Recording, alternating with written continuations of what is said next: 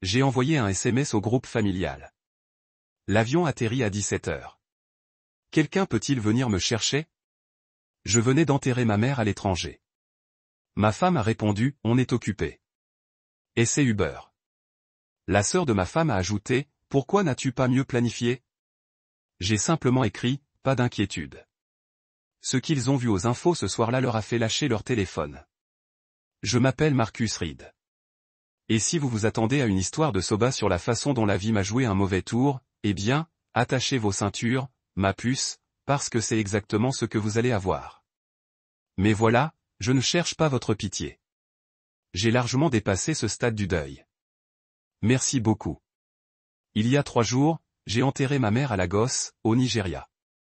Maintenant, avant que vous ne pensiez à une histoire exotique de jet-set international, laissez-moi vous arrêter tout de suite. Ce n'était pas des vacances. C'était moi qui honorais la dernière volonté de la femme qui, à elle seule, m'a empêché de devenir un être humain désastreux. Elle avait toujours dit qu'elle voulait être enterrée dans sa ville natale, là où son histoire a commencé. Et puis, si je ne m'en occupais pas. Vous voulez savoir ce que c'est que d'enterrer sa mère à l'autre bout du monde? C'est comme essayer. Dire au revoir en parlant une langue qu'on ne connaît presque pas, entouré de visages familiers mais qui nous semblent étrangers, pendant que notre cœur fait cette chose étrange, il se brise et essaie simultanément de se retenir avec du ruban adhésif émotionnel. Ma mère. Mon Dieu, par où commencer avec cette femme? Elle m'a élevé seule, ce qui, dans le monde d'aujourd'hui, fait d'elle une super-héroïne sans déguisement. Pendant que les autres enfants se plaignaient de leur argent de poche, maman cumulait 3 boulots juste pour payer la facture. Elle nettoyait les bureaux le soir, servait aux heures de pointe du midi et, tant bien que mal, parvenait à m'aider à faire mes devoirs à la table de la cuisine qui vacillait parce qu'une jambe était plus courte que les autres. On n'avait jamais beaucoup d'argent, mais quelle détermination! Elle a tout donné. Vraiment tout donné. Je me souviens quand j'avais 12 ans et que je voulais désespérément ces baskets que tous les jeunes branchés portaient. Elles coûtaient plus cher que ce qu'elle gagnait en une semaine. Mais comme par magie, ces chaussures sont apparues sous notre pitoyable sapin de Noël. On a découvert des années plus tard qu'elle mangeait des nouilles ramen au dîner depuis 2 mois. Elle économisait directement pour eux. C'était le genre de femme qu'elle était. Elle vous donnerait sa chemise, même si ça signifiait qu'elle resterait figée. Alors, quand les médecins ont dit que le cancer était agressif et qu'il ne lui restait que 6 mois, j'étais sûr que j'allais honorer sa dernière volonté. J'ai pris l'avion avec juste un costume, le même noir que j'avais porté à mon mariage, à mes entretiens d'embauche, et maintenant ça. Un discours plié que j'avais écrit et réécrit une 50aine de fois dans l'avion, et le poids écrasant de tout ce qu'elle avait sacrifié pour moi, pesant sur ma poitrine comme un bloc de béton. Le vol pour Lagos a été brutal. 14 heures à fixer le fond des sièges, à essayer de ne pas penser au vide que la maison allait ressentir à mon retour. Vous connaissez ce sentiment quand, dans un avion, vous regardez par le hublot et que tout en dessous paraît minuscule et insignifiant? Oui. Eh bien, c'est exactement ce que j'ai ressenti. Sauf que j'étais cette petite chose insignifiante flottant dans l'espace. Quand nous avons finalement atterri, le Nigeria m'a frappé comme un mur d'air humide et de souvenirs dont j'ignorais l'existence. L'odeur de la cuisine de rue, le mélange des langues tel un chaos magnifique, la sensation différente du soleil sur la peau. C'était comme entrer dans une photo que ma mère m'avait décrite 1000 fois, mais que je n'avais jamais vue. Le funérarium était un modeste bâtiment qui avait connu des décennies meilleures. Mais les gens là-bas ont traité ma mère comme une reine de retour au pays. Ils l'ont habillée de cette magnifique tenue traditionnelle qui lui donnait une apparence paisible, comme je ne l'avais pas vue depuis des mois. Pour la première fois depuis le diagnostic, elle était redevenue elle-même, loin de l'ombre fragile que le cancer avait tenté de faire d'elle. La cérémonie était magnifique, avec cette dimension déchirante des funérailles. Des inconnus m'ont raconté des histoires sur ma mère lorsqu'elle était jeune femme. Comment elle chantait dans la chorale de l'église, comment elle aidait ses voisins avec leurs enfants, comment tout le monde savait qu'elle était destinée à quelque chose de plus grand que leur petite ville. Et c'était le cas. Elle était destinée à m'élever, même si elle devait traverser un océan pour y parvenir. J'ai prononcé mon discours, même si, honnêtement, je ne sais pas comment j'ai réussi à le faire sans m'effondrer complètement. J'ai parlé de sa force, de son sacrifice, de son rire qui pouvait remplir une salle et faire oublier un instant les problèmes à tout le monde. Je leur ai parlé de cette femme qui cumulait 3 emplois et trouvait quand même le temps de m'apprendre à distinguer le bien du mal, qui ne m'a jamais laissé utiliser notre situation comme excuse pour ne pas donner le meilleur de moi-même. Lorsque la cérémonie s'est terminée et que la dernière poignée de terre a heurté son cercueil avec un terrible bruit sourd, je suis resté là, immobile, 10 minutes, peut-être 15.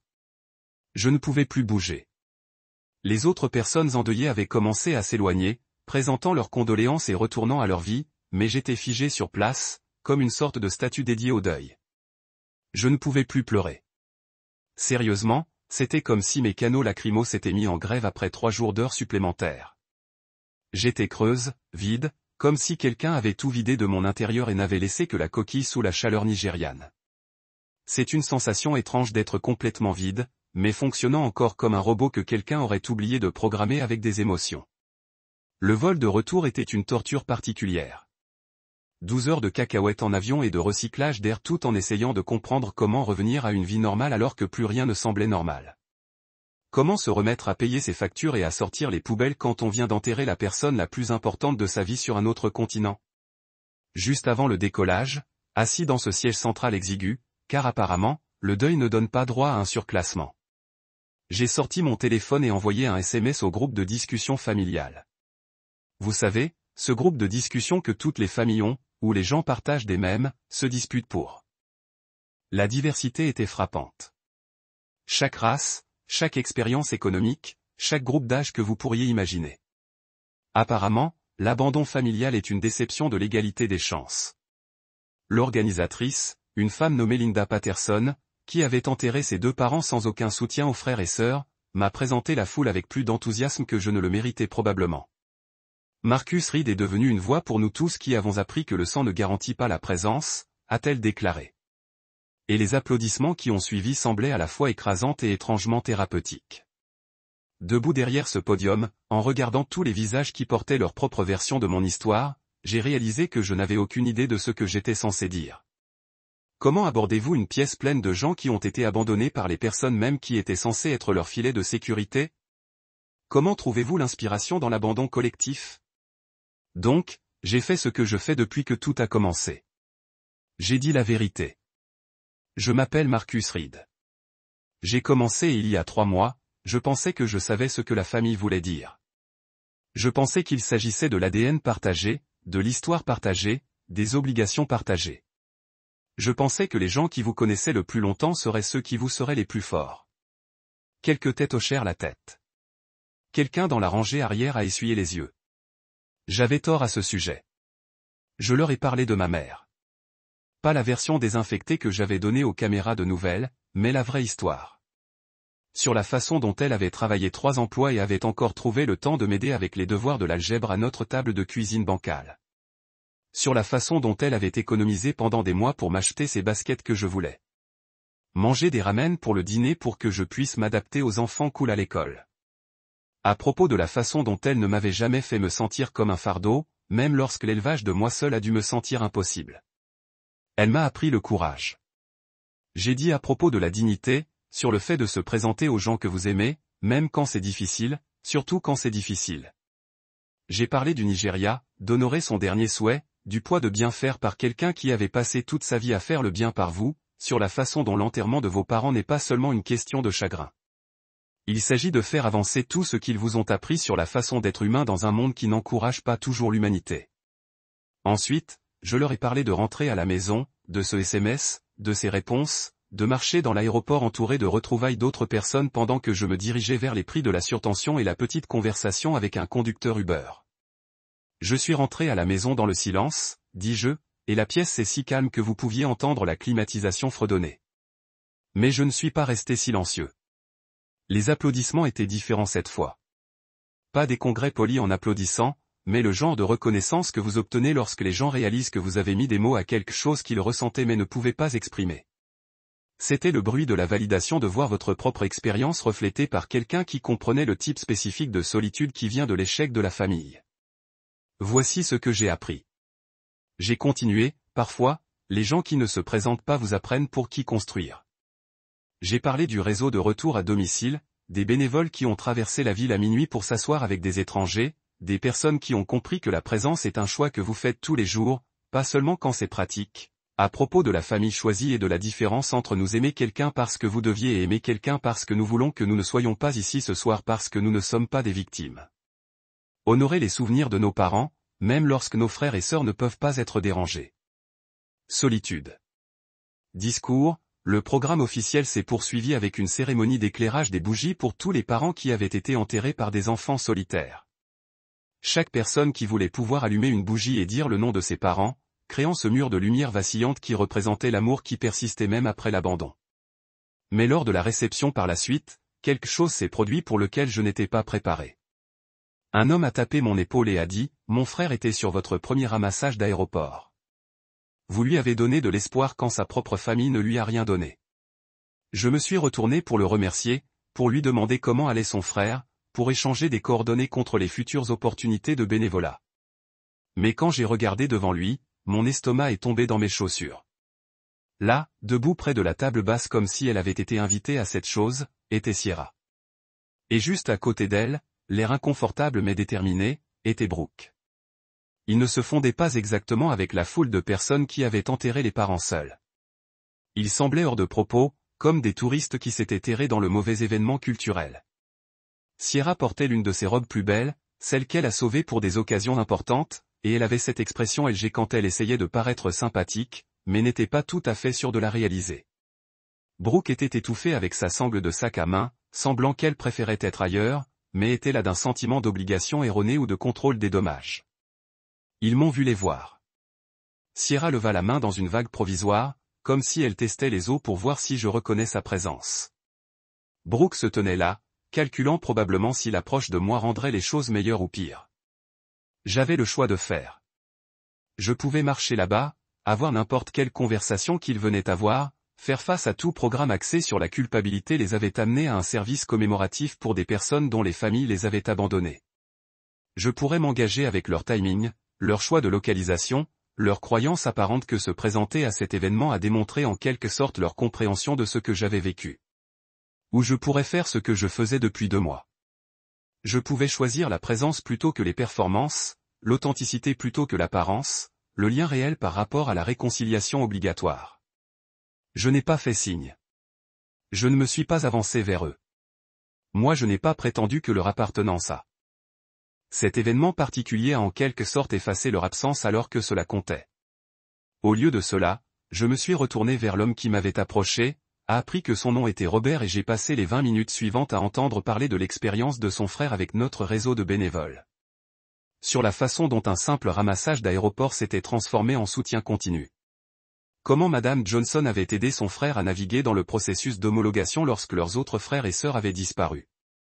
Comment la famille choisie avait comblé les lacunes laissées par des proches du sang qui ne pouvaient pas être dérangés. Au moment où j'ai regardé vers la table basse, Sierra et Brooke étaient partis. Mais la pièce était encore pleine de gens qui comprenaient que l'amour est mesuré en présence, pas aux promesses. Les gens qui avaient appris la même leçon que j'avais appris, que parfois la plus grande force vient d'accepter que certains ponts ne valent pas la peine de reconstruire et de concentrer votre énergie sur la création de nouveaux qui mènent quelque part en valant la peine. 6 mois plus tard, j'étais assis dans ce qui était mon bureau à domicile, mais j'étais devenu le siège non officiel du réseau de retour à domicile, regardant une notification sur mon téléphone qui a fait je rigole à haute voix. Non pas parce que c'était drôle, mais parce que l'ironie était si épaisse que vous pouviez la couper avec un couteau. Le chat de groupe familial, le même qui avait livré ces messages écrasants de l'âme quand j'avais besoin de soutien le plus, éclairait mon téléphone comme un arbre de Noël. Apparemment, Sierra avait décidé qu'il était temps d'essayer une approche différente de la fantaisie de réconciliation qu'elle préparait depuis le service commémoratif. Je n'ai jamais rouvert ce chat après que tout soit passé. Je ne l'ai pas regardé une fois en 6 mois. Mais vous savez comment fonctionnent les textes de groupe. Ils continuent de bourdonner votre téléphone, même lorsque vous avez mentalement vérifié la conversation. Chaque notification était comme un petit rappel des gens qui m'avaient montré exactement qui ils étaient quand c'était le plus important. Mais je n'étais plus ce même gars. Le Marcus qui avait envoyé cette désespérément que quelqu'un peut prendre un texte me retirer avait disparu, remplacé par quelqu'un qui avait appris la différence entre être abandonné et libéré. Il s'avère que lorsque les gens vous montrent qu'ils ne peuvent pas être comptés, les croire est la première étape vers la recherche de gens qui le peuvent. Moi je n'ai jamais répondu non plus au dernier message vocal de Sierra. Vous savez, celui où elle a affirmé qu'elle ne savait pas être là pour moi. Parce que voici la chose de ne pas savoir être là pour quelqu'un. Ce n'est pas vraiment si compliqué. Vous vous présentez, vous répondez aux SMS, vous ne dites pas à votre mari en deuil d'appeler un Uber quand il rentre à la maison après l'enterrement de sa mère. C'est la décence humaine de base 101, pas l'intelligence émotionnelle avancée. Le réseau de retour à domicile avait augmenté au-delà de tout ce que j'avais imaginé lorsque le docteur Martinez a présenté l'idée pour la première fois. Nous avions maintenant 45 bénévoles dans 8 villes avec des plans d'expansion pour 3 autres emplacements d'ici la fin de l'année. Ce qui a commencé comme un simple service de ramassage d'aéroport avait évolué en quelque chose qui ressemblait plus à un mouvement qu'à un organisme de bienfaisance. Nous avions traité plus de 200 appels de soutien dans 6 mois. 200 personnes qui s'étaient retrouvées seules pendant les moments les plus difficiles de la vie et ont découvert que des étrangers pouvaient fournir les soins que leur propre famille ne pouvait pas. Camionnettes d'aéroport, visite à l'hôpital, fréquentation funéraire, service de garde d'urgence, déménagement assistance. Nous devenions le filet de sécurité qui devait être fourni par des proches du sang, mais qui ne l'était souvent pas. Les kits de soins étaient l'idée de Madame Johnson. Elle a remarqué que les personnes traitant du chagrin ou des urgences médicales oubliaient souvent de prendre soin des besoins de base comme manger ou rester hydraté. Ainsi, elle a commencé à assembler ses colis simples, eau en bouteille, barres protéiques, tissus, chargeurs de téléphone et notes manuscrites qui disaient « Vous n'êtes pas seul ». Rien d'extraordinaire, rien de cher, juste des articles pratiques livrés avec de véritables soins. Les signes de bienvenue étaient devenus notre signature. Darius les a conçus. Bord d'affiche blanc simple avec le nom de la personne écrite en lettres noires audacieuses décorées d'un petit cœur dans le coin. Pas dramatique, pas de recherche d'attention, juste une preuve claire que quelqu'un était spécifiquement pour vous. Le nombre de personnes qui s'étaient décomposées en pleurant à la vue de leur nom sur l'un de ces signes était à la fois déchirant et belle. Les trains de repas se sont produits de manière organique. Carlos, le chef à la retraite, avait commencé à cuisiner pour une famille traitant d'une crise médicale. Et d'une manière ou d'une autre qui s'était transformé en un réseau de bénévoles qui ont fourni la maison les repas pour les personnes trop submergées par les circonstances de la vie pour gérer l'épicerie et la cuisine. Nous avons livré plus de 500 repas au cours des 4 derniers mois, allant de la nourriture réconfortante gastronomique de Carlos à Madame Williams femme ou banana bread. Mais la vraie magie s'est produite dans les moments entre les services organisés. Comme quand Sarah, souvenez-vous d'elle, la femme avec le frère de la pêche, a passé 3 heures dans une salle d'attente à l'hôpital avec un homme dont les enfants adultes vivaient à 2 heures mais ne pouvaient pas être dérangés de visiter pendant son traitement contre le cancer. Ou quand l'un de nos bénévoles de l'université a aidé une femme âgée à naviguer dans le bureau de la sécurité sociale après la mort de son mari parce que sa propre fille était trop occupée pour prendre des congés. Chaque fois que je voyais quelqu'un quitter un aéroport dans les bras en attente. Chaque fois que j'ai reçu un SMS d'un volontaire qui a juste aidé quelqu'un à traverser une crise. Chaque fois que quelqu'un me disait que notre réseau les avait fait se sentir moins seuls dans le monde, je savais que nous faisions quelque chose de bien. Pas parfait, pas révolutionnaire, mais directement dans la façon dont la simple gentillesse humaine est toujours juste. La chose à propos de la construction de quelque chose de significatif, c'est qu'elle vous change dans le processus. J'avais commencé ce voyage en tant que gars qui avait été abandonné par sa famille et cherchait un moyen d'empêcher d'autres personnes de vivre ce même abandon. Mais quelque part en cours de route, il était devenu quelque chose de plus grand que de prévenir la douleur. Il s'agissait de créer de la joie. Parce que c'est ce que j'ai vu chez nos volontaires, ils ont accueilli quelqu'un à la maison d'un aéroport. C'est ce que j'ai entendu dans les voix des gens quand ils ont appelé à nous remercier d'être apparus quand personne d'autre ne le ferait. C'est ce que je ressentais chaque fois que quelqu'un qui avait été aidé par notre réseau s'est inscrit pour devenir lui-même volontaire, terminant ce beau cycle de soins qui s'est nourri et s'est rendu plus fort à chaque acte de gentillesse.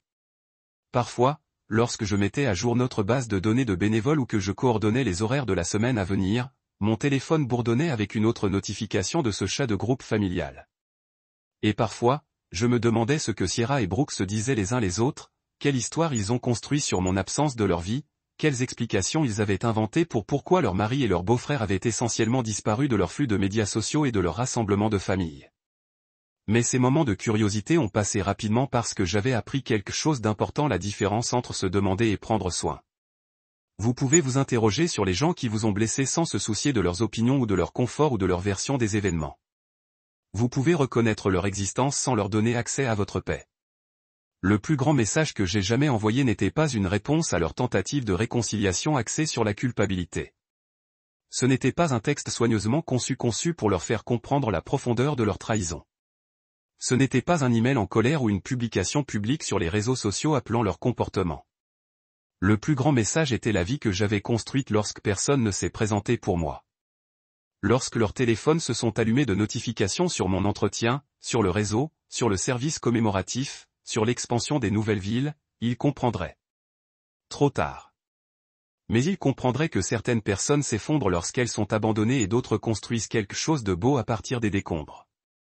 Et moi, je marchais déjà en avant, entouré d'une famille choisie, construisant des ponts qui ont conduit à des endroits qui valent la peine, plus jamais seul. Savoir qui organise Thanksgiving et font semblant de se soucier des drames quotidiens des autres. L'avion atterrit à 17 heures. Quelqu'un peut-il venir me chercher? C'est tout. Simple, pas dramatique. Pas de manipulation émotionnelle, pas de culpabilisation, pas de « s'il vous plaît ». Je viens d'enterrer ma mère et je m'effondre. Juste une demande directe d'un homme qui venait de faire la chose la plus difficile qu'il ait jamais eu à faire et qui avait besoin d'être raccompagné chez lui. Aéroport. Juste un fils qui rentrait après avoir enterré sa mère, espérant que peut-être, juste peut-être, quelqu'un de sa famille serait là pour lui. J'ai appuyé sur « Envoyer » et j'ai regardé par le minuscule hublot de l'avion les nuages qui formaient des murs entre moi et la vie vers laquelle je retournais. Quelque part sous ces nuages se trouvait la maison, quelle que soit sa signification maintenant. Quelque part là-bas se trouvait ma femme Sierra, ma vie, ma routine, tout ce qui était censé compter. Mais assis dans cet avion à 9000 mètres au-dessus de l'océan Atlantique, serrant mon téléphone comme une bouée de sauvetage, j'avais un étrange sentiment au ventre. Appelez ça de l'intuition, appelez ça du pessimisme, appelez ça comme vous voulez. Mais quelque chose me disait que les réponses qui m'attendaient allaient me faire bien plus mal que des adieux. Je m'appelle Marcus Reed. Et si vous vous attendez à une histoire de Soba sur la façon dont la vie m'a joué un mauvais tour, eh bien, attachez vos ceintures, mon petit chou, parce que c'est exactement ce que vous allez avoir. Mais voilà. Je ne cherche pas votre pitié. J'ai largement dépassé ce stade de chagrin. Merci beaucoup. Il y a 3 jours, j'ai enterré ma mère à Lagos, au Nigeria. Avant que vous ne pensiez à une histoire exotique de jet-set international, laissez-moi vous arrêter. Ce n'était pas des vacances. J'exauçais la dernière volonté de la femme qui, à elle seule, m'a empêché de devenir un être humain désastreux. Elle avait toujours dit vouloir reposer dans sa ville natale, là où son histoire a commencé. Et puis, si seulement je m'en occupais. Vous voulez savoir ce que ça fait d'enterrer sa mère à l'autre bout du monde? C'est comme essayer de lui dire au revoir en parlant une langue dont on se souvient à peine, entouré de visages familiers mais qui semblent étrangers, pendant que votre cœur fait cette chose étrange qui se brise et essaie de se retenir avec du ruban adhésif émotionnel. Ma mère, mon Dieu, par où commencer avec cette femme? Elle m'a élevé seule, ce qui, dans le monde d'aujourd'hui, fait d'elle une super-héroïne sans déguisement. Pendant que les autres enfants se plaignaient de leur argent de poche, maman cumulait 3 boulots juste pour payer les factures. Elle nettoyait les bureaux le soir, servait aux heures de pointe du midi et, tant bien que mal, parvenait à m'aider à faire mes devoirs à la table de la cuisine qui vacillait parce qu'une jambe était plus courte que les autres. On n'avait jamais beaucoup d'argent, mais on avait une détermination incroyable. Elle donnait tout, vraiment tout. Je me souviens quand j'avais 12 ans et que je rêvais désespérément de ces baskets que tous les jeunes branchés portaient. Elles coûtaient plus cher que ce qu'elles gagnaient en une semaine. Mais comme par magie, ces chaussures sont apparues sous notre pitoyable sapin de Noël. Des années plus tard, on a découvert qu'elle mangeait des nouilles ramen au dîner depuis 2 mois d'affilée pour économiser. C'était le genre de femme qu'elle était. Elle vous donnerait sa chemise, même si ça signifiait qu'elle allait geler. Alors, quand les médecins ont dit que le cancer était agressif et qu'il ne lui restait que 6 mois, j'étais sûr que j'allais honorer sa dernière volonté. Je suis parti outre-mer avec juste un costume. Le même noir que j'avais porté à mon mariage, à mes entretiens d'embauche, et maintenant. Ça. Un discours plié que j'avais écrit et réécrit une 50aine de fois dans l'avion, et le poids écrasant de tout ce qu'elle avait sacrifié pour moi, pesant sur ma poitrine comme un bloc de béton. Le vol pour Lagos a été brutal. 14 heures à fixer le fond des sièges, essayant de ne pas penser au vide qui allait se faire sentir à mon retour. Vous connaissez ce sentiment quand, dans un avion, vous regardez par le hublot et que tout en dessous paraît minuscule et insignifiant? Oui. Eh bien, c'est exactement ce que j'ai ressenti. Sauf que j'étais cette chose minuscule et insignifiante flottant dans l'espace. Quand nous avons enfin atterri, le Nigeria m'a frappé comme un mur d'air humide et de souvenirs que j'ignorais même avoir. L'odeur de la cuisine de rue. Le son des langues se mélangeant comme un chaos magnifique. La sensation différente du soleil sur la peau. C'était comme entrer dans une photo que ma mère m'avait décrite 1000 fois, mais que je n'avais jamais vue. Le funérarium était un modeste bâtiment qui avait connu des décennies meilleures. Mais les gens là-bas ont traité ma mère comme une reine. De retour à la maison, ils l'ont habillée de cette magnifique tenue traditionnelle qui lui donnait une allure paisible, comme je ne l'avais pas vue depuis des mois. Pour la première fois depuis le diagnostic, elle était redevenue elle-même, loin de l'ombre fragile que le cancer avait tenté de lui donner. La cérémonie était magnifique, avec cette dimension déchirante que peuvent avoir les funérailles. Des inconnus m'ont raconté des anecdotes sur ma mère, jeune femme, comment elle chantait dans la chorale de l'église, comment elle aidait ses voisins avec leurs enfants, comment tout le monde savait qu'elle était destinée à quelque chose de plus grand que leur petite ville. Et elle était destinée à m'élever, même si elle devait traverser l'océan pour y parvenir. J'ai prononcé mon discours, même si, honnêtement, je ne sais pas comment j'ai réussi à le faire sans m'effondrer complètement. J'ai parlé de sa force, de son sacrifice, de son rire qui pouvait remplir une salle et faire oublier un instant les problèmes à chacun. Je leur ai parlé de la femme qui cumulait 3 emplois et trouvait quand même le temps de m'apprendre à distinguer le bien du mal, qui ne m'a jamais laissé utiliser notre situation comme excuse pour ne pas donner le meilleur de moi-même. À la fin de la cérémonie, et la dernière poignée de terre a heurté son cercueil avec un terrible bruit sourd. Je suis resté là, 10 minutes, peut-être 15. Je ne pouvais plus bouger. Les autres personnes en deuil avaient commencé à s'éloigner, à présenter leurs condoléances et à reprendre le cours normal de leur vie, mais j'étais figé sur place, comme une sorte de statue dédiée au deuil. Je ne pouvais plus pleurer. Sérieusement, c'était comme si mes canaux lacrymaux s'étaient mis en grève après 3 jours d'heures supplémentaires. J'étais creux, vide, comme si quelqu'un avait tout vidé de moi et n'avait laissé que la coquille sous la chaleur nigériane. C'est une sensation étrange d'être complètement vide tout en continuant à fonctionner comme un robot que quelqu'un aurait oublié de programmer avec des émotions. Le vol de retour a été une torture particulière. 12 heures de cacahuètes en avion et de recyclage d'air, tout en essayant de comprendre comment revenir à une vie normale alors que plus rien ne semblait normal. Comment recommencer à payer ses factures et à sortir les poubelles quand on vient d'enterrer la personne la plus importante de sa vie sur un autre continent? Juste avant le décollage, assis dans cet espace exigu. Siège du milieu, car apparemment, le deuil ne donne pas droit à un surclassement. J'ai sorti mon téléphone et envoyé un SMS au groupe de discussion familiale. Vous savez, ce groupe de discussion que toutes les familles ont, où les gens partagent des mèmes, se disputent pour savoir qui organise Thanksgiving et font semblant de se soucier des drames quotidiens des autres. L'avion atterrit à 17 heures. Quelqu'un peut-il venir me chercher? C'est tout. Simple, pas dramatique. Pas de manipulation émotionnelle, pas de culpabilisation, pas de « s'il vous plaît ». Je viens d'enterrer ma mère et je m'effondre. Juste une demande directe d'un homme qui venait de faire la chose la plus difficile qu'il ait jamais eu à faire et qui avait besoin d'être raccompagné de l'aéroport. Juste un fils qui rentrait après avoir enterré sa mère, espérant que peut-être, juste peut-être, quelqu'un de sa famille serait là pour lui. J'ai appuyé sur « Envoyer » et j'ai regardé par le minuscule hublot de l'avion les nuages qui formaient des murs entre moi et la vie vers laquelle je retournais. Quelque part en dessous de ces nuages se trouvait la maison, quelle que soit sa signification maintenant. Quelque part là-dessous se trouvait ma femme Sierra, ma vie, ma routine, tout ce qui était censé compter. Mais assis dans cet avion à 9000 mètres au-dessus de l'océan Atlantique, serrant mon téléphone comme une bouée de sauvetage, j'avais un étrange pressentiment. Appelez ça de l'intuition, du pessimisme, appelez ça comme vous voulez. Mais quelque chose me disait que les réponses qui m'attendaient allaient me faire bien plus mal que des adieux. Nous avons atterri à 17h04 précise, ce qui signifiait que j'étais officiellement en retard de 4 minutes à ma propre fête d'abandon. Le pilote est arrivé à l'interphone avec cette bonne humeur habituelle, nous souhaitant la bienvenue à Atlanta et rappelant à chacun de vérifier les compartiments supérieurs pour ses effets personnels. Oui, merci, capitaine Obview, car oublier mon bagage à main était vraiment ma plus grande préoccupation du moment. Je suis resté assis jusqu'à ce que presque tout le monde soit vide. Appelez ça de la procrastination. Appelez ça de l'angoisse. Appelez ça comme vous voulez. Je n'étais tout simplement pas prêt à affronter l'enfer qui m'attendait de l'autre côté de la passerelle. L'hôtesse de l'air m'a lancé un de ces regards polis mais inquiets, du genre qu'on apprend probablement à gérer. Monsieur, nous sommes arrivés, dit-elle, comme si j'avais peut-être raté le mémo concernant l'arrêt de l'avion et l'ouverture des portes. Ouais, j'ai compris, murmurai-je en me forçant enfin à me lever et à attraper mon sac.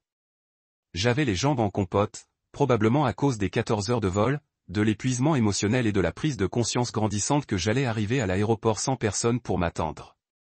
La traversée du terminal ressemblait à une expérience sociale tordue. Partout où je regardais, il y avait des retrouvailles. Des enfants se précipitant dans les bras de leurs parents.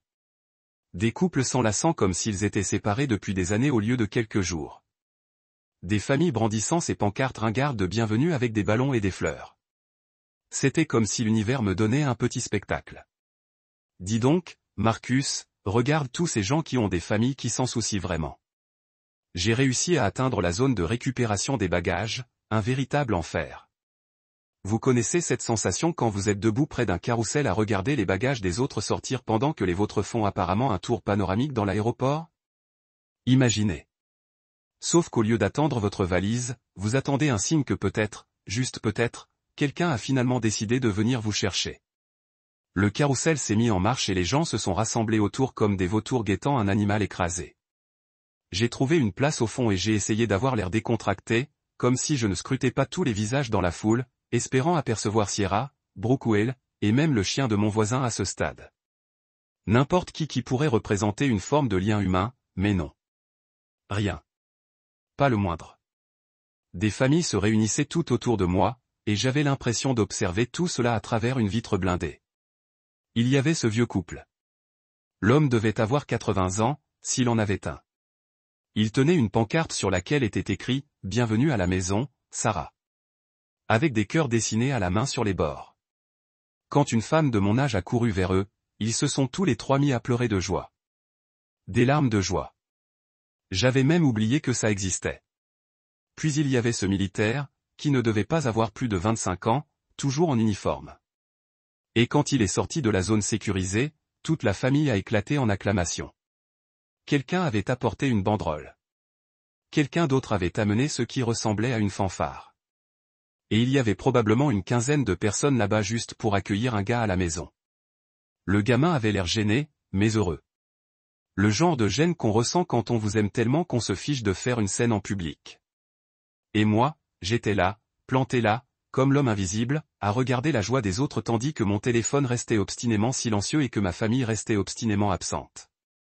Ma valise a finalement décidé de faire son entrée remarquée, un peu usée après son aventure internationale. Je l'ai attrapée et me suis dirigé vers la sortie, cherchant comment j'allais bien pouvoir rentrer sans vider complètement mon compte en banque déjà minable. La hausse des prix du beurre allait probablement être brutale à cette heure-ci, et je me demandais déjà s'il me restait assez d'argent sur ma carte de crédit pour la couvrir. Mais soudain, quelque chose d'étrange s'est produit. Alors que je dépassais toutes les familles qui attendaient et les scènes de retrouvailles, me dirigeant vers la zone de prise en charge des VTC comme un soldat vaincu, j'ai remarqué un SUV noir qui s'est garé discrètement sur le trottoir. Pas dans la zone de prise en charge prévue, ne respectant aucune des règles de circulation habituelles. De l'aéroport, se contentant de se glisser sur le trottoir comme s'il était le maître des lieux. La portière arrière s'est ouverte et a dépassé Darius. Techniquement, Darius n'est pas de ma famille, mais il pourrait tout aussi bien l'être. C'est le fils de ma marraine, et ma marraine était la meilleure amie de ma mère depuis leur enfance à Lagos. Darius est bâti comme une maison en briques et a cette présence qui vous rassure simplement du fait qu'il habite dans le même code postal. Ancien rangé de l'armée, il est aujourd'hui un émerdeur pour tous ceux qui s'en prennent à ceux qu'il aime. Mais voilà ce qui m'a vraiment interpellé, il n'était pas seul. Assises dans ce SUV, il y avait deux femmes en robe noire, et je les ai immédiatement reconnues. Madame Johnson et Madame Williams, de la chorale de l'église de ma mère. Ces femmes connaissaient ma mère depuis 20 ans, avaient chanté avec elle tous les dimanches, lui avaient apporté des casseroles quand elle était tombée malade et avaient probablement prié pour elle chaque jour depuis son diagnostic. Elles n'étaient pas de la même famille par le sang. Bon sang, Madame Johnson n'était même pas de la même origine ethnique que moi. Madame Williams parlait à peine anglais, mais elles étaient là. Elles étaient présentes. Elles étaient arrivées alors que ma famille n'avait pas pris la peine de m'envoyer autre chose qu'un SMS pour me dire d'appeler un taxi. Darius s'est approché de moi de cette démarche mesurée qu'il avait depuis l'armée. Et lorsqu'il s'est suffisamment approché, il n'a rien dit de mièvre ou d'émouvant. Il a juste hoché la tête et dit, prêt à rentrer, mon frère? C'est alors que j'ai remarqué quelque chose d'autre qui a fait réfléchir mon cerveau. Derrière le SUV, une deuxième voiture s'était arrêtée. Rien de spécial, juste une berline classique. Mais ce qui a retenu mon attention, c'est l'homme qui en sortait, un homme d'âge moyen, un appareil photo à la main, avec ce regard légèrement froissé qui criait « journaliste local ». Il s'est approché de Darius, et ils ont eu une brève conversation que je n'ai pas entendue à cause du trafic de l'aéroport. Puis le journaliste m'a regardé, a hoché la tête d'un air professionnel qui parvient à être à la fois respectueux et professionnel, et je me suis surpris à hocher la tête en retour. Madame Johnson a baissé sa vitre et m'a interpellé de cette voix qui chantait des hymnes depuis des décennies. « Marcus, mon chéri, nous sommes tellement désolés pour ta perte. Ta mère était une belle âme. » Madame Williams s'est penchée et a ajouté, « Elle a élevé un homme bien. Nous sommes là pour toi, Mojo. » Et là, debout sur le trottoir devant l'aéroport d'Atlanta, entouré d'inconnus se précipitant vers leurs destinations respectives, j'ai réalisé quelque chose qui m'a frappé comme un train de marchandises. Parfois, les gens qui viennent vous chercher ne sont pas ceux qu'on attend. Parfois, la famille ne se résume pas à des liens de sang, à des certificats de mariage ou à des conversations de groupe. Parfois, il s'agit de savoir qui prend sa voiture et conduit à l'aéroport au moment où on en a le plus besoin. Darius m'a ouvert la portière du SUV et, en montant, j'ai surpris le journaliste en train de régler les paramètres de sa caméra. C'est là que j'ai compris que quoi qu'il arrive ensuite, ce serait plus important qu'un simple retour à la maison. Et honnêtement, après ma journée, j'étais prêt pour plus grand. Vous savez ce qui est drôle avec les nouvelles locales? La plupart du temps, tout le monde s'en fiche. Les gens sont trop occupés à faire défiler TikTok ou à se disputer avec des inconnus sur Twitter pour prêter attention à ce qui se passe chez eux. Mais parfois, juste parfois, une histoire prend une tournure différente et tout le monde est soudain rivé à son écran de télévision comme si c'était le Super Bowl. J'étais assis dans mon salon à 21h précise, sirotant une bière au goût de déception, essayant de faire comme si je n'attendais pas le retour de Sierra.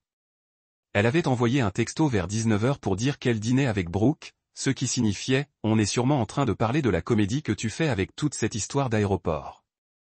Les jumelles étaient chez leurs grands-parents, ce qui signifiait que j'avais la maison pour moi tout seul et beaucoup trop de temps pour réfléchir. Les informations locales sont arrivées avec toute la fanfare habituelle. Vous connaissez le refrain, des présentateurs surexcités et aux dents parfaites qui parlaient d'accidents de la route et de réunions du conseil municipal comme s'il annonçait les nouvelles du front d'une guerre. D'abord, le sport, car apparemment, la défaite des Braves était plus importante que les vraies histoires d'humanité. Puis est venu le reportage météo avec ce météorologue qui fait toujours l'air surpris quand il pleut en Géorgie pendant l'été. Eh bien, les amis, on dirait qu'on va avoir un autre week-end chaud et humide. Pas de Sherlock. On est en août dans le sud. Autant nous dire que le soleil va se lever demain, tant qu'on y est. J'allais changer de chaîne quand le présentateur. Cette femme prénommée Michel, avec cette coiffure parfaite de présentatrice télé qui prend probablement 1 heure à se faire, a changé de vitesse et a dit quelque chose qui m'a presque fait m'étouffer avec ma bière. Après la pause, un fils revient des funérailles de sa mère à l'étranger et envoie un message sans un mot. Attendez, quoi encore? Je me suis redressé, soudain très réveillé et très confus. Impossible qu'il parle de moi, n'est-ce pas? Enfin, quelles étaient les chances qu'une équipe de télévision soit à l'aéroport à mon atterrissage? Mais alors même que j'essayais de me convaincre qu'il s'agissait d'une étrange coïncidence, mon estomac faisait des petits sauts périlleux qui me disaient le contraire. La pause publicitaire m'a semblé interminable. Des concessionnaires automobiles promettant les meilleures affaires de la ville. Des restaurants vantant les promotions de l'happy hour. Des avocats prétendant pouvoir vous obtenir l'indemnisation que vous méritez. Toutes les absurdités habituelles de la télé locale qui m'auraient normalement fait sortir la télécommande. Mais je suis resté figé, à regarder un type avec un chapeau de cow-boy me parler de sa voiture d'occasion, comme si ma vie en dépendait. Finalement, heureusement, la publicité s'est terminée et Michel est revenu avec ce regard sérieux mais compatissant qu'on enseigne à l'école de journalisme. Bonsoir. Je suis Michel Torres et ce soir, nous vous présentons une histoire qui fait des vagues sur les réseaux sociaux depuis cet après-midi. Les réseaux sociaux? De quoi parlait-elle? Je n'ai même pas de compte Facebook et mon Instagram se résume à des photos de nourriture et de couchers de soleil occasionnels. Comment pouvais-je faire des vagues sur les réseaux sociaux? Mais ensuite, les images ont commencé à défiler et, bon sang, j'étais là. C'était bizarre de se voir à la télé sans savoir qu'on était filmé.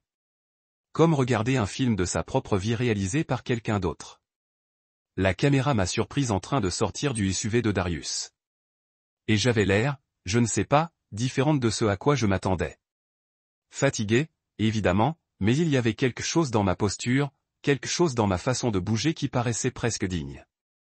Je portais le tissu funéraire plié de ma mère sur ma poitrine, un geste que j'avais fait sans vraiment y penser, simplement parce qu'il me semblait juste de la garder près de moi le plus longtemps possible. À la télévision, pourtant, cela paraissait intentionnel, significatif, comme si je faisais une déclaration au lieu de simplement essayer de m'accrocher au dernier morceau physique de ma mère. La caméra me suivait tandis que Darius marchait derrière moi, cette silhouette imposante en costume noir, qui semblait capable de soulever une petite voiture. Madame Johnson et Madame Williams me flanquaient de chaque côté. Ces deux dames d'église, vêtues de leurs plus beaux atours. Se déplaçant avec cette grâce qui naît de décennies de processions dans les sanctuaires et de marches déterminées. On dirait, on dirait une famille. Une vraie famille. Celle qui est présente quand il le faut. La voix off du journaliste jouait sur les images, expliquant que je revenais tout juste des funérailles de ma mère au Nigeria. Comment j'avais demandé à être raccompagné à l'aéroport. Comment, au lieu de ma famille, j'avais été accueilli par des amis de la communauté de ma mère. Il n'a pas mentionné Sierra par son nom. Il n'a jeté personne sous le bus, mais le sous-entendu était clair comme de l'eau de roche. Les parents de cet homme étaient introuvables.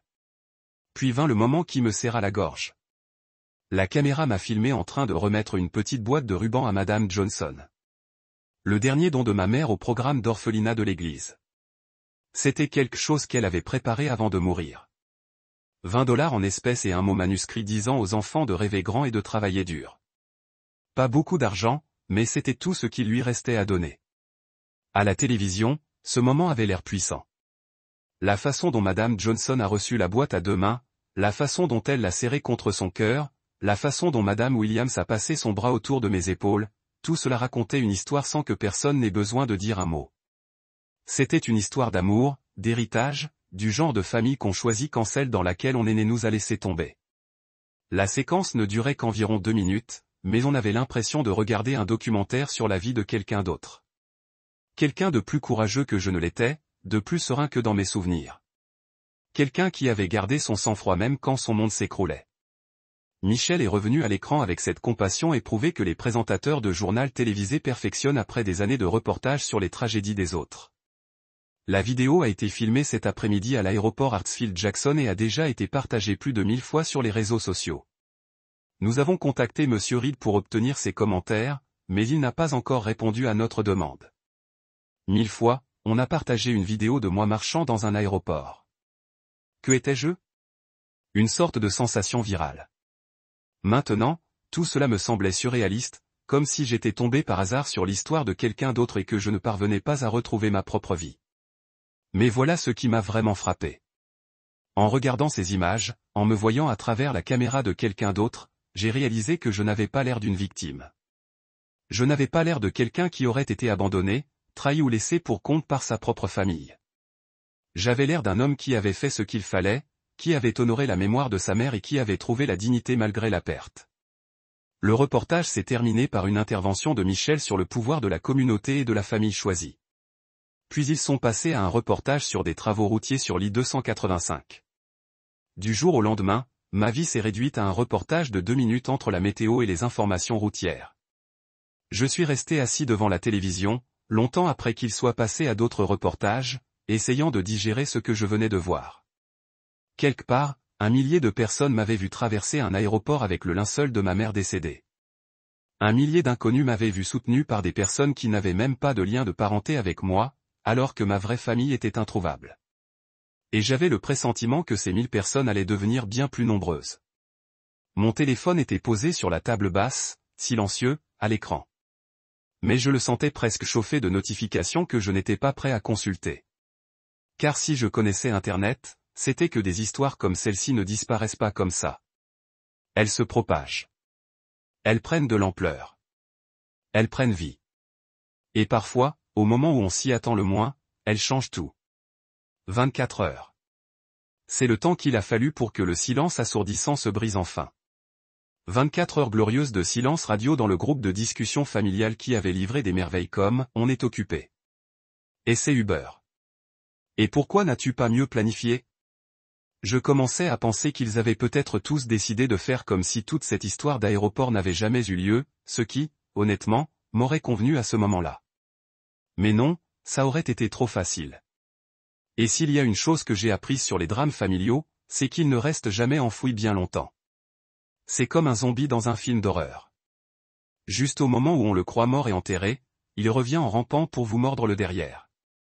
J'étais assis dans mon bureau à la maison, essayant de me concentrer sur des emails professionnels accumulés pendant mon séjour au Nigeria, quand mon téléphone a vibré, accompagné d'un message privé. Pas le chat de groupe, mais un message direct de Brooke, ce qui était étrange, car Brooke ne m'envoyait jamais de message direct. D'habitude, toutes les communications passaient par Sierra, comme si j'étais une sorte de dangereux criminel ayant besoin d'un interlocuteur. Était-ce toi sur Channel 4? 5 mots. 5 mots simples qui, d'une manière ou d'une autre, parvenaient à dégager plus d'énergie passive-agressive qu'une mère de famille de banlieue se disputant avec le gérant d'un magasin à propos de coupons périmés. Pas, salut, je t'ai vu aux infos. Ça va? Pas, désolé, on a manqué ton appel. Cela ressemblait à un bel hommage à ta mère. Juste le minimum pour dire qu'elle m'avait vu à la télévision. Et oui, elle était vaguement curieuse de savoir si c'était bien moi ou juste un type qui ressemblait trait pour trait à son beau-frère. J'ai scruté ce message pendant 10 bonnes minutes, cherchant la réponse appropriée. Une partie de moi aurait voulu lui répondre quelque chose de sarcastique, du genre, non, juste un autre beau gosse que sa famille a abandonné à l'aéroport. Une autre partie aurait voulu l'ignorer complètement, la laisser ruminer sa propre gêne pendant que je vaquais à mes occupations. Mais vous savez ce que j'ai fait? Rien. Absolument rien. J'ai lu le message, posé mon téléphone et me suis remis à répondre à mes emails sur les rapports trimestriels et les projections budgétaires, car parfois, la réponse la plus percutante est l'absence de réponse. Pendant ce temps, Internet faisait ce qu'il fait quand il s'attaque à une histoire. Le reportage local s'était apparemment retrouvé sur Facebook, YouTube, Twitter et probablement une douzaine d'autres plateformes dont j'ignorais l'existence. Mon téléphone n'arrêtait pas de vibrer de notifications que j'ignorais obstinément, mais je voyais les chiffres grimper à chaque fois que je jetais un coup d'œil à l'écran. Ce qui est drôle avec le fait de devenir viral, et j'utilise ce terme au sens large car on parle ici d'actualité locale d'Atlanta, pas vraiment de phénomènes mondiaux, c'est qu'on devient un personnage dans les histoires des autres, qu'on le veuille ou non. Soudain, tout le monde a son avis sur votre vie, vos choix, votre situation familiale. C'est comme être le sujet d'une expérience sociale vraiment étrange où des inconnus peuvent juger vos drames personnels depuis le confort de leur foyer. Mais c'est là que ça devient intéressant. Pendant que j'étais occupé à ne pas répondre à la pêche passive-agressive de Brooke, Sierra était apparemment en pleine crise de gestion de crise, vers 15 heures, elle a posté quelque chose sur son Instagram qui m'a fait un tel tic que j'ai dû avoir une crise d'épilepsie. C'était une vieille photo de famille. Une de ces photos classiques de vacances à la plage où tout le monde est bronzé, souriant et se faisant passer pour la famille américaine parfaite. Moi, Sierra et les jumelles construisions des châteaux de sable, comme si on sortait tout droit d'une brochure touristique. La légende disait, la famille, c'est tout. La famille, c'est tout. Tu te moques de moi, là. La femme qui m'avait conseillé d'essayer Uber quand j'avais besoin d'un retour après l'enterrement de ma mère publiait des citations inspirantes sur la famille sur les réseaux sociaux. C'était comme regarder quelqu'un mettre le feu à sa propre maison et se plaindre de la fumée. Mais voilà le problème avec Internet, il n'oublie jamais et il ne laisse jamais les choses passer. Moins d'1 heure après la publication de la photo de famille Sakharine par Sierra, la section des commentaires s'était transformée en un champ de bataille numérique. Et laissez-moi vous dire que les gens n'ont pas hésité. Le commentaire le plus populaire, celui qui a été aimé et partagé le plus, venait de quelqu'un que je ne reconnaissais même pas. On ne pouvait même pas aller le chercher à l'aéroport. 7 mots. 7 mots brutaux, honnêtes, qui ont transpercé l'image soigneusement travaillée de Sierra comme un couteau brûlant dans du beurre. Et ce n'était pas un troll anonyme caché derrière un faux profil. C'était une certaine Jennifer Martinez, qui avait apparemment des amis communs avec Sierra et avait vu la couverture médiatique. Les commentaires continuaient d'affluer. J'ai vu l'article. Où étais-tu? Les actes parlent plus fort que les légendes Instagram. Cet homme a enterré sa mère et tu lui as dit d'appeler un Uber. Vraiment, c'était comme assister à une masterclass sur le karma numérique. Chaque commentaire était une petite flèche pointant directement sur l'hypocrisie de publier sur les valeurs familiales sans en démontrer aucune. Internet avait fait ce que je ne pouvais ou ne voulais pas faire moi-même. Il avait dénoncé le sans que j'ai à dire un mot. Et le partage, oh là là, le partage, c'était autre chose. Ce post Instagram a été capturé et partagé sur toutes les plateformes plus vite que les ragots d'un repas paroissial. Les gens le republiaient avec leurs propres commentaires, décortiquant l'ironie, ajoutant leurs propres histoires de déception et d'abandon familiaux. La tentative de Sierra de limiter les dégâts s'était retournée contre elle de manière spectaculaire, se transformant en un cas d'école et en une leçon sur la façon de ne pas gérer une crise de relations publiques. Je me suis retrouvé à rafraîchir son message de manière obsessionnelle, regardant le nombre de commentaires grimper et le ratio « j'aime un commentaire » basculer dans un contexte très défavorable. C'était mesquin, certes, mais après la semaine que j'avais passée, je me suis dit que j'avais droit à une petite dose de Freuda. Parfois, l'univers rend justice de la manière la plus inattendue, et parfois cette justice se présente sous la forme d'inconnus sur Internet qui dénoncent la présence insensible de votre femme sur les réseaux sociaux. Le meilleur, c'est que je n'avais rien à faire. Je n'avais pas à me défendre. Pas à discuter. Pas à expliquer ma version des faits. La vérité était là, noir sur blanc, ou dans ce cas précis, dans une vidéo haute définition. J'avais enterré ma mère avec dignité, demandé de l'aide, essuyé des refus, et trouvé le soutien de personnes qui se souciaient vraiment d'elle. Internet avait tout relié tout seul. Le soir venu, le message avait été partagé tellement de fois qu'il apparaissait dans des groupes Facebook dont je n'avais jamais entendu parler, des fils de discussions Reddit sur les drames familiaux et des conversations Twitter sur la différence entre famille de sang et famille choisie. Quelqu'un en avait même fait un mème, même si je ne sais pas trop ce que j'ai ressenti d'être mémelisé pendant mon deuil. Sierra a supprimé le message vers 20h. Il a tout simplement disparu dans l'espace numérique comme s'il n'avait jamais existé. Mais Internet est éternel et les captures d'écran sont éternelles. Le mal était fait, le message était envoyé, et la ville, et même la moitié du Sud-Est à ce stade, avait vu exactement quel genre de famille était la situation à laquelle je faisais face. Je n'ai jamais répondu au message de Brooke, je n'ai jamais reconnu l'effondrement de Sierra sur les réseaux sociaux, je n'y ai jamais réagi directement. Parce que parfois, le plus puissant est de laisser les autres se révéler. Parfois, la vérité est si forte qu'ajouter sa propre voix serait superflu. Et parfois, quand on a affaire à des gens qui vous ont révélé leur véritable identité, le plus intelligent est de prendre du recul et de les laisser vous prouver ce que vous avancez. L'appel est arrivé un mercredi matin, alors que je mangeais des céréales ramollies parce que j'avais scotché mon téléphone au lieu de prendre mon petit déjeuner comme un être humain. Le numéro n'était pas dans mes contacts, mais il avait ce côté officiel qui m'a fait penser qu'il s'agissait soit de quelqu'un qui essayait de me vendre une extension de garantie automobile, soit du fisc qui voulait me soutirer mon âme. Monsieur Reed, ici Michel Torres de Channel 4 News. J'espère que je ne vous surprends pas au mauvais moment. Michel Torres, la présentatrice parfaitement coiffée qui a raconté ma vie à la moitié d'Atlanta il y a 2 jours. La femme qui a transformé mon transfert à l'aéroport en une émission de télévision sans même me demander la permission. Et maintenant, elle m'appelait directement, ce qui me donnait l'impression d'être contacté par une célébrité, sauf que cette célébrité avait déjà tourné un documentaire sur votre drame personnel. Ça dépend de ce que vous appelez, ai-je dit, essayant d'avoir l'air décontracté tout en paniqué intérieurement à l'idée qu'une présentatrice du journal télévisé ait mon numéro personnel. Eh bien, on a eu beaucoup de réactions à l'article de lundi, a-t-elle dit. Et j'ai senti cette chaleur professionnelle dans sa voix, le genre qu'on enseigne probablement dans les cours de journalisme audiovisuel.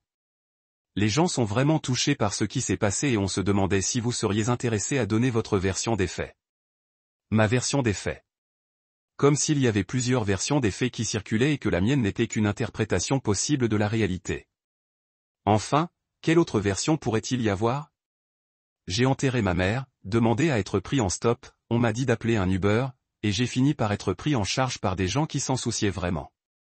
Une histoire assez simple, à mon avis. Je ne cherche pas vraiment l'attention des médias. Je le lui ai dit, ce qui était vrai. La dernière chose dont j'avais besoin, c'était de devenir une sorte d'exemple type de dysfonctionnement familial. Je voulais juste faire le deuil de ma mère en paix et trouver comment reconstruire ma vie sans me demander constamment si mes proches seraient là quand j'en aurais besoin. Je comprends, a dit Michel, et elle semblait sincère. Mais parfois, se taire protège les mauvaises personnes. Cette phrase m'a frappé comme un train de marchandises chargé de vérités dérangeantes. Parce qu'elle avait raison, non? Mon silence ne me protégeait pas. Il protégeait Sierra et Brooke des conséquences de leurs actes. Il les laissait continuer à jouer les victimes pendant que je restais assise dans un coin, absorbant tous les dégâts émotionnels comme une sorte d'éponge humaine. J'avais passé toute ma vie à être celui qui ne faisait pas de vagues, qui se taisait quand les réunions de famille devenaient gênantes, qui faisait comme si tout allait bien même quand ce n'était clairement pas le cas. Grandir avec une mère célibataire cumulant 3 emplois m'avait appris à être reconnaissante de ce que j'avais et à ne pas me plaindre quand les choses n'étaient pas parfaites. Mais peut-être y avait-il une différence entre être reconnaissante et être un paillasson. Puis-je y réfléchir? J'ai posé la question parce que prendre de grandes décisions en étant émotionnellement compromis semblait être la recette du désastre. Bien sûr. Mais Marcus, puis-je t'appeler Marcus? Je veux que tu saches qu'il ne s'agit pas de dramatiser ta douleur. Il s'agit de montrer aux gens que la dignité et la grâce peuvent triompher de la déception. C'est l'histoire à laquelle les gens réagissent. Après avoir raccroché, j'ai passé les 3 heures suivantes à arpenter ma maison comme un animal en cage, à essayer de déterminer la bonne décision à prendre. Une partie de moi voulait laisser passer l'affaire, reprendre ma vie normale et faire comme si de rien n'était. Mais une autre partie de moi, celle qui portait encore le poids de ces SMS, savait que certaines choses ne s'effacent pas comme ça. Certaines choses s'enveniment, s'amplifient et se transforment en ressentiments qui empoisonnent tout le reste. J'ai appelé Darius. Si quelqu'un pouvait me parler franchement, sans édulcorer, c'était bien lui. Tu penses à faire l'interview? Il m'a demandé ça parce qu'apparemment, je suis assez prévisible pour qu'il puisse lire dans mes pensées au téléphone. Peut-être. Je ne sais pas. Ça fait bizarre de parler de choses familiales à la télé. Frère, a dit Darius de cette voix qu'il utilisait lorsqu'il s'apprêtait à lâcher une leçon de sagesse. Parfois, on apprend que lorsque ces actes ont des conséquences. Et parfois, ces conséquences doivent être publiques. Cet après-midi-là, j'ai rappelé Michel et j'ai dit oui. Le studio était plus petit que prévu. Que des lumières vives et des caméras qui ressemblaient à des robots hors de prix. Michel avait troqué sa perfection à l'antenne contre une allure plus décontractée. Toujours professionnel, mais accessible d'une manière qui m'a fait moins sentir comme si j'allais être interrogé par la police journalistique. Sois toi-même, m'a-t-elle dit tandis qu'on m'accrochait un petit micro à la chemise. Dis la vérité. C'est tout ce qu'on peut demander. L'interview a commencé par des questions faciles sur ma mère, sur les funérailles, sur ce que signifiait respecter ses dernières volontés. Des sujets faciles dont je pouvais parler sans avoir l'impression de trahir qui que ce soit ou de laver mon linge sale à la télévision. Je leur ai parlé de sa force, de son sacrifice, de sa détermination à m'offrir une vie meilleure que celle qu'elle avait eue. Puis Michel m'a posé la question que je redoutais. Que s'est-il passé à ton retour à Atlanta? J'aurais pu esquiver la question. J'aurais pu donner une réponse générique sur la fatigue et le dépassement de soi. J'aurais pu protéger ceux-là même qui n'avaient pas pris la peine de me protéger. Mais assis dans ce studio, sous les lumières tamisées et la caméra qui enregistrait chaque mot, j'ai compris que Michel avait raison, le silence protège les mauvaises personnes. J'ai enterré ma mère avec respect, ai-je dit, en regardant droit dans la caméra. Je suis rentré chez moi pour le silence. 5 mots. Juste 5 mots. Mais ils portaient le poids de tout ce que je gardais en moi depuis que j'avais envoyé ce SMS.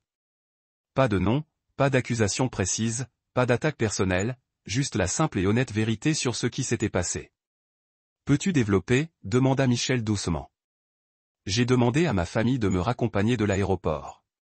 Après avoir enterré ma mère, et on m'a dit d'essayer Uber, j'ai marqué une pause, le temps de réfléchir. Les personnes qui sont venues me chercher n'étaient même pas de ma famille. C'étaient des amis de l'église de ma mère. Des gens qui comprenaient que parfois, on est là pour l'autre, même quand. C'est gênant. Puis j'ai prononcé la phrase qui s'accumulait dans ma poitrine comme une pression dans une machine à vapeur. Ces mots qui semblaient attendre toute ma vie. Le sang ne fait pas la famille. La présence, oui. Le studio est resté silencieux un instant. Ce genre de silence qui survient quand quelque chose de vrai et de lourd s'installe sur une pièce comme une couverture. Michel a hoché lentement la tête et j'ai vu dans ses yeux qu'elle comprenait le poids de ce que je venais de dire. L'interview a duré 6 minutes lors de sa diffusion ce soir-là. 6 minutes qui ont réussi à capturer tout ce que je ressentais sans parvenir à exprimer. 6 minutes qui ont raconté l'histoire d'un homme qui avait appris la différence entre être parent et avoir une vraie famille. Mais ces 6 minutes ont secoué la ville comme un orage en juillet. Soudain, puissant et impossible à ignorer. Vous connaissez ce sentiment quand on jette un caillou dans un étang et que l'on réalise soudain que ce n'était pas un caillou, mais un rocher? C'est exactement ce qui s'est passé après la diffusion de mon interview. Ce que je pensais être un petit reportage local sur la déception familiale s'est transformé en quelque chose qui a apparemment touché la moitié de la population de Géorgie et au-delà. Les messages ont commencé à arriver environ 1 heure après la diffusion de l'interview. Au début, ce n'était que quelques courriels qui m'étaient transmis par la chaîne d'information. Des gens qui avaient regardé l'interview et voulaient partager leurs histoires. Je pensais recevoir une douzaine de réponses, principalement de personnes confrontées à des situations familiales difficiles et qui pouvaient comprendre ce que j'avais vécu. Oh là là, j'avais tort. À minuit, j'avais plus de 200 messages. Le lendemain matin, ce nombre avait triplé. Mon téléphone vibrait si constamment que j'ai dû le mettre en mode silencieux pour avoir un peu de calme.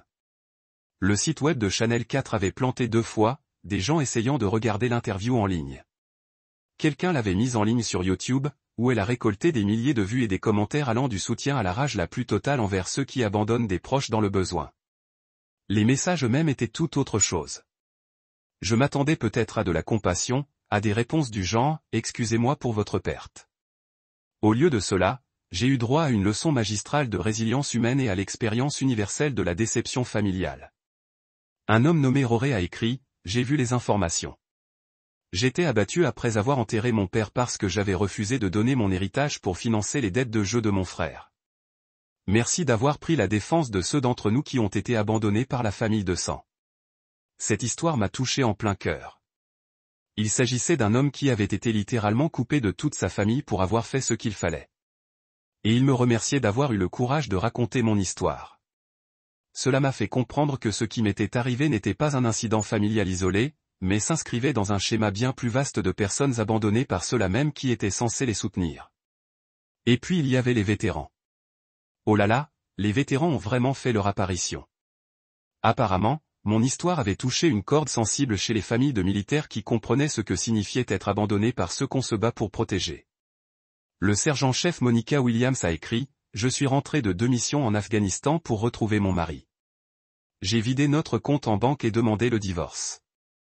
J'ai passé ma première nuit de retour à dormir dans ma voiture. Votre histoire m'a rappelé que la famille que j'avais retrouvée dans mon unité valait plus que celle que j'avais perdue chez moi. » Un soldat mortuaire de la marine, David, m'a envoyé une photo de sa cérémonie de remise de médaille, accompagnée d'un mot. Mes parents n'ont pas pris la peine d'assister à ma cérémonie de Purple Hat, car elle coïncidait avec leur tournoi de golf. Les hommes de mon unité étaient ma vraie famille. Je vous remercie pour votre franchise. Ce n'étaient pas des inconnus qui partageaient des histoires de guerre. C'étaient des hommes et des femmes qui avaient littéralement risqué leur vie pour leur pays, pour finalement rentrer chez eux et découvrir que leur sacrifice ne signifiait rien pour ceux en qui ils avaient le plus confiance. Et, d'une certaine manière, mon petit drame à l'aéroport leur avait permis d'admettre leur propre douleur et leur déception. Mais il n'y avait pas que les militaires. Des infirmières m'ont écrit pour me raconter qu'elles faisaient des doubles gardes pendant le CO, tandis que leur famille se plaignait de ne pas les voir assez souvent pendant les vacances. Des mères célibataires ont raconté comment elles élevaient seules leurs enfants, tandis que les familles de leurs ex-maris faisaient comme si elles n'existaient pas. Les enfants adultes de toxicomanes ont parlé de l'épuisement d'être les seuls à être présents pour les urgences familiales, tandis que les frères et sœurs se justifiaient et disparaissaient quand les choses allaient mal. Une femme a envoyé une lettre, une vraie lettre manuscrite, tellement rétro que ça m'a fait sourire, avec une photo de la tombe de sa mère. Elle a écrit « J'ai enterré ma mère seule parce que mes 3 frères et sœurs ont dit que les funérailles étaient trop déprimantes pour eux. Je me suis senti coupable d'avoir été en colère contre eux pendant 2 ans. Votre interview m'a fait comprendre qu'être en colère était la réaction appropriée. Merci de m'avoir permis de ressentir ce que je ressentais déjà. Permission de ressentir ce que l'on ressent déjà. » Mince, cette phrase m'est restée en tête pendant des jours. Combien de personnes se promènent avec la culpabilité d'être en colère contre des membres de leur famille qui les ont laissés tomber? Combien d'entre nous ont été manipulés au point de penser que nous dramatisions ou étions déraisonnables d'attendre la décence humaine la plus élémentaire de ceux qui prétendent nous aimer? Les réponses ont continué à affluer. Des enseignants qui avaient travaillé pendant la pandémie pendant que leur famille prenait des vacances. Des soignants qui avaient passé des années à s'occuper de parents âgés pendant que leurs frères et sœurs ne laissaient échapper que des critiques. Des personnes qui avaient organisé des réunions de famille, des repas de fête et des anniversaires pendant des années, sans que personne ne soit là quand elles avaient besoin de soutien. Mais le message qui m'a vraiment touché est venu d'une personne inattendue. Une femme nommée Patricia, qui s'est avérée être une travailleuse sociale spécialisée en thérapie familiale, a écrit, en 30 ans de pratique, je n'ai jamais vu personne exprimer la différence entre famille biologique et famille choisie aussi clairement que vous l'avez fait en 6 minutes. Votre phrase, le sang n'est pas une famille, devrait être imprimée sur des cartes de visite et distribuée à chaque réunion de famille aux États-Unis. Elle ne plaisantait pas. En une semaine, cette phrase apparaissait sur des t-shirts, des tasses à café et des profils de réseaux sociaux dans tout le Sud-Est. Quelqu'un l'avait transformée en mème avec une photo d'une réunion de famille choisie. Un salon de tatouage du centre-ville d'Atlanta a rapporté avoir réalisé cette tatouage de ces mots exacts en l'espace de 3 jours. C'était surréaliste de voir une phrase que j'avais prononcée dans un moment de pure honnêteté se transformer en un cri de ralliement pour ceux qui se sentaient invisibles dans leur propre famille. Mais le plus fou, c'est ce qui s'est passé ensuite. Environ 2 semaines après l'entretien, j'ai reçu un courriel qui m'a fait réfléchir. Il provenait d'un groupe appelé Southern Route Community Service, une organisation bénévole qui je n'en avais jamais entendu parler. L'objet du courriel indiquait « Opportunité de partenariat, le réseau de retour à la maison ». Le courriel provenait d'une femme nommée Dr Angela Martinez, qui se présentait comme conseillère en deuil et organisatrice communautaire. Elle avait vu l'interview et avait eu une idée si simple et si évidente que je n'arrivais pas à croire que personne n'y ait pensé auparavant. Et si, écrivait-elle, au lieu de simplement parler de la déception parfois ressentie par les familles, nous créions un véritable système de soutien pour les personnes qui se retrouvent seules dans les moments les plus difficiles de la vie. Et si nous pouvions garantir que personne n'ait à affronter des funérailles, une urgence médicale ou une transition de vie majeure sans soutien. Elle a présenté sa vision d'un réseau qu'elle a appelé le réseau de retour à la maison, une organisation bénévole communautaire qui apporterait un soutien pratique et émotionnel aux personnes confrontées à des événements majeurs sans le soutien de leur famille. Les accueils à l'aéroport n'étaient qu'un début. On parlait de visites à l'hôpital, d'assistance aux funérailles, d'aide au déménagement et de garde d'enfants d'urgence pour les parents isolés, et non d'une œuvre caritative. Elle a mis l'accent sur un mouvement, une façon de formaliser le type de soutien familial choisi que des personnes comme Darius, Madame Johnson et Madame Williams m'avaient montré le message à l'aéroport. J'ai scruté ce courriel pendant une 20aine de minutes, le relisant sans cesse. Quelqu'un avait pris mon désastre personnel pour en tirer les bases d'une action plus ambitieuse, une action qui pourrait réellement aider les gens au lieu de se contenter de faire de la bonne télévision. Sans vraiment y réfléchir, j'ai répondu en 2 mots, je suis partant. Parce que parfois, le meilleur moyen de guérir d'un abandon est de s'assurer que personne d'autre ne subisse le même sort. Parfois, la réponse la plus puissante à la négligence est de créer la présence qu'on aurait aimé avoir. Vous savez ce qui est drôle quand on lance un mouvement ? Un instant, on est juste un homme abandonné à l'aéroport et l'instant d'après, on coordonne des bénévoles dans 3 grands aéroports comme si on dirigeait une sorte de centre de contrôle aérien bienveillant. La vie a parfois un sens de l'humour tordu. Moins d'une semaine après le lancement officiel du réseau de retour à la maison par le Dr Martinez et moi, 43 personnes se sont inscrites comme bénévoles. 43, je m'attendais à une douzaine de bénévoles bienveillants, un peu trop occupés. Au lieu de ça, nous avons accueilli des enseignants retraités, des infirmières en congé, des vétérans, des travailleurs sociaux et même quelques étudiants qui voulaient simplement s'assurer que personne ne se sente aussi seul que moi en traversant ce terminal. La logistique était en fait assez simple, ce qui m'a profondément surpris. Nous avons créé un site web basique, rien de sophistiqué, juste un formulaire de contact et quelques informations sur nos offres. Les gens pouvaient demander de l'aide pour les transferts depuis l'aéroport, les visites à l'hôpital, les funérailles, ou simplement quelqu'un pour les accompagner dans les moments difficiles. Les bénévoles pouvaient s'inscrire à différents types d'assistance selon leur disponibilité et leur niveau de confort. Madame Johnson, Dieu la bénisse, est devenue notre coordinatrice officieuse. Cette femme organisait des événements religieux depuis 30 ans, donc gérer un planning de bénévoles était comme faire du vélo pour elle. Elle a mis en place une ligne téléphonique à rendre jalouse une campagne politique et a réussi à convaincre toute la chorale de son église de se joindre à nous comme bénévoles de renfort. Soudain, nous avions des bénévoles disponibles 24h24 et 7h7, ce qui était à la fois formidable et légèrement terrifiant. Le premier ramassage officiel a eu lieu un jeudi après-midi. Une femme nommée Sarah revenait des funérailles de son père à Denver, et son frère ? Celui qui était censé venir la chercher avait décidé d'aller pêcher. Je ne plaisante pas, pêcher ? Parce qu'apparemment, attraper la base était plus important que soutenir sa sœur en deuil. Darius s'est occupé de ce ramassage. Et quand Sarah est sortie du terminal et a trouvé cet imposant ancien garde forestier tenant une pancarte à son nom et un doux sourire, elle s'est mise à pleurer sur le trottoir. Pas des larmes de tristesse, des larmes de soulagement. Le genre de larmes qui coulent quand on réalise qu'on n'est pas aussi seul qu'on le pensait. La nouvelle s'est répandue plus vite que les ragots dans un petit restaurant de ville. Les journaux locaux ont publié un article complémentaire sur notre premier mois d'activité, et soudain, nous avons reçu des appels des aéroports de Birmingham, Nashville et Charlotte. Les gens voulaient créer leur propre section, savoir comment reproduire ce que nous faisions dans leur communauté. Quelqu'un a fait don d'une camionnette. Je ne sais toujours pas qui. Les papiers sont arrivés avec les clés et un mot qui disait « Pour ceux qui se présentent ». Un chef à la retraite nommé Carlos a proposé de préparer des repas pour les familles confrontées à des urgences médicales. Un fleuriste local a commencé.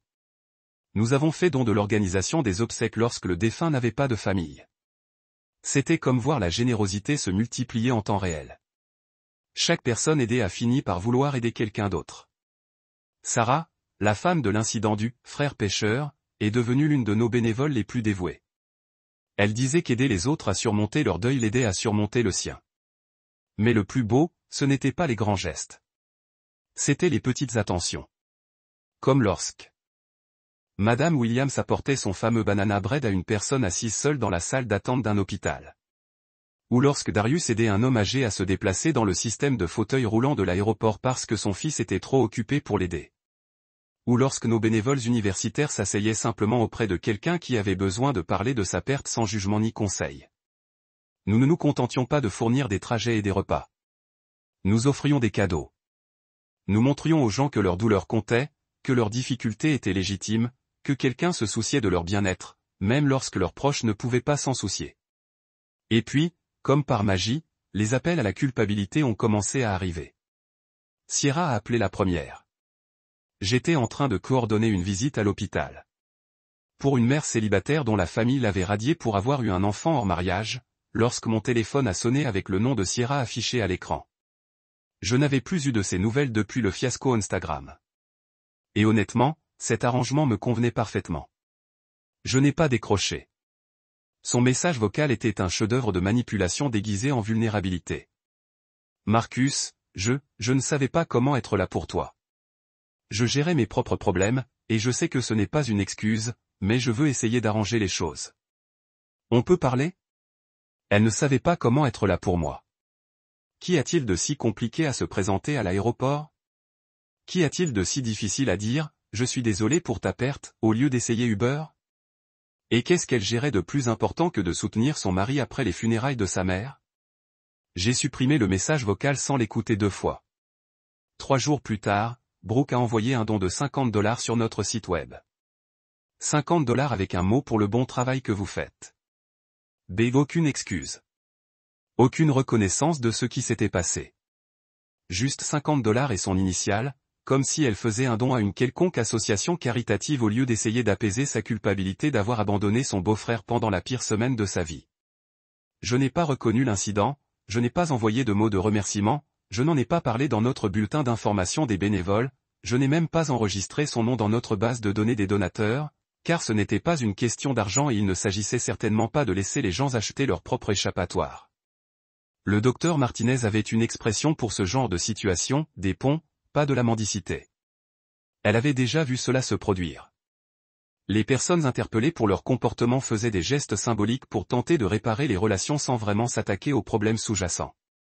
Elle voulait récupérer le pont sans même reconnaître pourquoi il avait été brûlé. On ne peut pas construire une relation sur des paiements de culpabilité et des excuses sans excuses, m'a-t-elle expliqué lors d'une de nos réunions de planification hebdomadaire. Soit elles comprennent leur erreur et sont prêtes à faire le nécessaire pour la réparer, soit elles ne le font pas. Il n'y a pas de juste milieu dans ce genre de situation. Elle avait raison. Il ne s'agissait pas de vengeance, de rancune, ni de faire souffrir Sierra et Brox pour leur choix. Il s'agissait de vérité. Et la vérité, c'est que certaines personnes sont présentes quand il le faut. D'autres non. Certaines personnes comprennent qu'aimer est un verbe, pas seulement un sentiment. Et d'autres pensent que dire qu'on vous aime suffit sans jamais le démontrer par leurs actes. Le réseau de retour au pays construisait des ponts authentiques, fondés sur lui. Respect mutuel et attention sincère. Nous mettions en relation des personnes qui avaient besoin de soutien avec des personnes prêtes à le leur apporter. Sans engagement. Sans culpabiliser. Nous créions le genre de famille qui est présente non pas par obligation, mais par envie. Les appels téléphoniques de Sierra et l'argent de Brooke pour se sentir coupable n'étaient que des rappels de ce que nous étions en train de construire. C'étaient des exemples de l'ancien modèle où les relations étaient fondées sur l'obligation et la manipulation plutôt que sur une connexion authentique et un soutien bénévole. J'avais 45 bénévoles dans 8 villes qui comprenaient la différence entre présence et performance. J'avais des gens comme Madame Johnson qui conduisaient. J'ai traversé la ville à minuit pour m'asseoir aux urgences avec un inconnu. J'ai connu des gens comme Darius qui traitaient chaque prise en charge à l'aéroport comme s'il accueillait sa famille. C'est ce pont que je voulais construire. Pas le genre de pont qu'on reconstruit par culpabilité et qu'on démolit la prochaine fois qu'on ne se donne pas la peine de venir, mais le genre de pont qui se renforce à chaque fois qu'on le traverse. Le genre de pont qui mène à un endroit qui vaut la peine d'être visité. 6 semaines après la diffusion de mon interview, j'ai été invité à prendre la parole lors d'une cérémonie commémorative pour laquelle je n'aurais jamais cru être qualifié. Non pas pour une personne en particulier, mais pour toute une catégorie de personnes, apparemment plus nombreuses que je ne l'aurais jamais imaginé. L'invitation provenait de la Georgia Bereavement Alliance, une organisation d'État qui soutenait les personnes confrontées au deuil et à la perte. Nous aimerions que vous soyez le conférencier principal de notre cérémonie commémorative annuelle pour les fils et les filles qui ont enterré leurs parents seuls. Le courriel disait, votre histoire a trouvé un écho auprès de centaines de personnes à travers l'État qui ont vécu des expériences similaires. Des fils et des filles qui ont enterré leurs parents seuls. Nous étions en fait assez pour justifier un service commémoratif annuel. C'est vraiment déprimant ou étrangement réconfortant, selon la façon dont vous le regardez. D'une part, cela signifiait que je n'étais pas un cas unique de dysfonctionnement familial. D'un autre côté, cela signifiait qu'il y avait des centaines de personnes qui se promenaient avec le même genre de douleur que je faisais face. L'événement a eu lieu dans un indicateur de centre communautaire dans l'une de ces salles polyvalentes qui s'utilisent pour tout, des réceptions de mariage aux réunions des AA. Quand je suis entré, je m'attendais à voir peut-être 30 ou 40 personnes éparpillées autour de chaises pliantes, l'air aussi inconfortable que je le ressentais d'être là. Au lieu de cela, j'ai trouvé près de 200 personnes emballées dans cet espace. Les jeunes adultes, les professionnels d'âge moyen, les personnes âgées qui ont enterré leurs parents il y a des décennies, mais ont quand même porté le poids de l'avoir fait seuls.